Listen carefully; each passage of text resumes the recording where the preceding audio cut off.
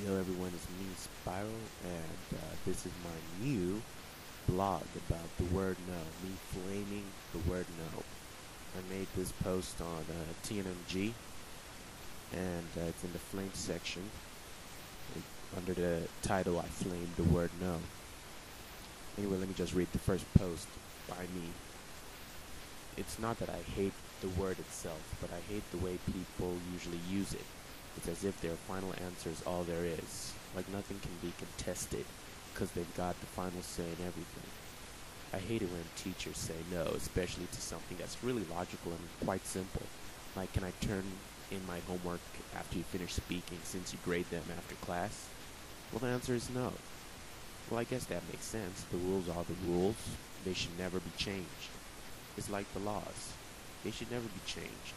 We should always keep the same laws, even if there's a logical reason to change them. Like offshore murders. We probably should have allowed the loophole to remain in killing people offshore. Maybe the world wasn't meant to change. Maybe the world was created to be selfish and antagonistic, to look down at other people, even for the very insignificant things. Then again, it's never good to whine. Oh, my son just got killed in Iraq. Well, boo-hoo, suck it up. I need that eraser. Oh no, you're not going to get it. Why? Because I say so, and that's final. The final word sucks. People that use the word no as their final word and matters as if to show supremacy over another are idiots.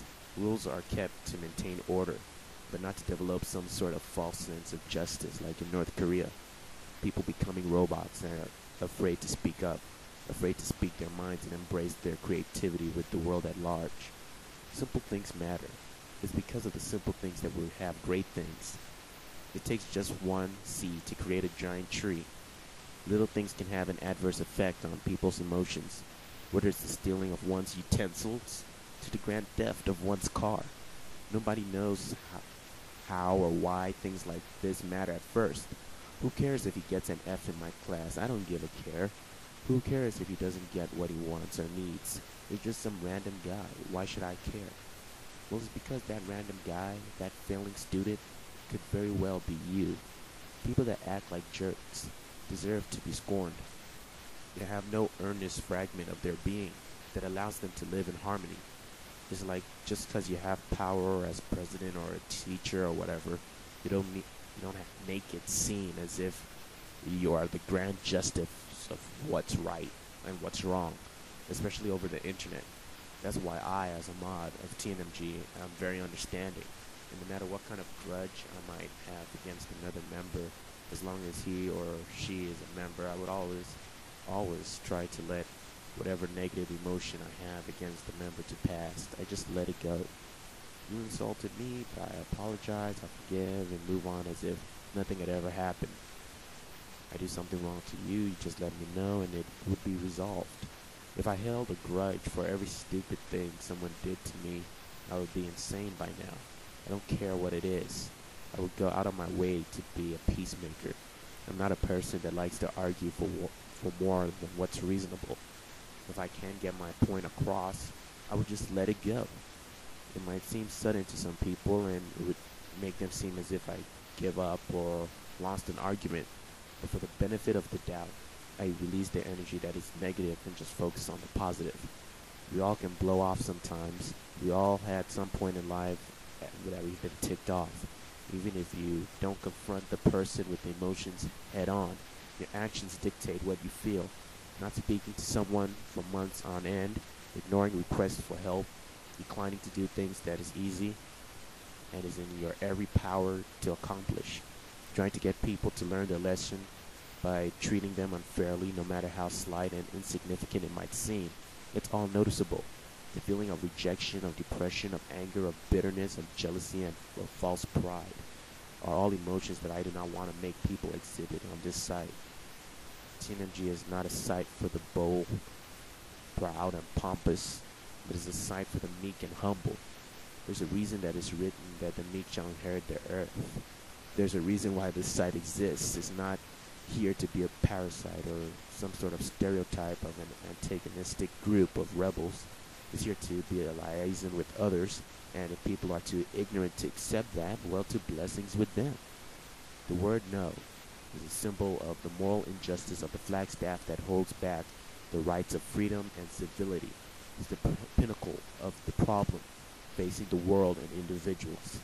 It's the reason there is no peace, and there is always some false sense of pride among our leaders and the unwillingness to bargain, even with our enemies. The world does not revolve around just one individual. It's everyone's to share. If we had to buy our way to heaven, how much would it cost? Would we even be able to go? The human mind can't even begin to fathom the depths of another mind's heart, but it can interpret the feelings and expressions by what we call emotion. Emotion doesn't need to be viewed as a physical object, but could be represented through text. It's like a gateway to the human spirit. The internet has been at the forefront of modern-day communication. Families can interact with one another from all across the globe. It's networking and integration that connects us all, from the simple hello to the unpleasant goodbye among friends. That is how it all goes down. Now, for somebody to try and disturb the very tranquility that is the very essence of fun in an unjust way by acting like they have rights over others is the most ungracious thing a person can do. I believe that being in a higher position than anybody isn't a right, but it's a privilege. If that's too hard to swallow, then so be it. We all could imagine being the other. We all could imagine wearing somebody else's shoes, but we refuse to do so. Instead, we would rather have people bow down to us as if we are the reason for the season, as if we control the sun, the moon, and the stars, as if it's our birthright to be in the position that we are in now. It's never like that.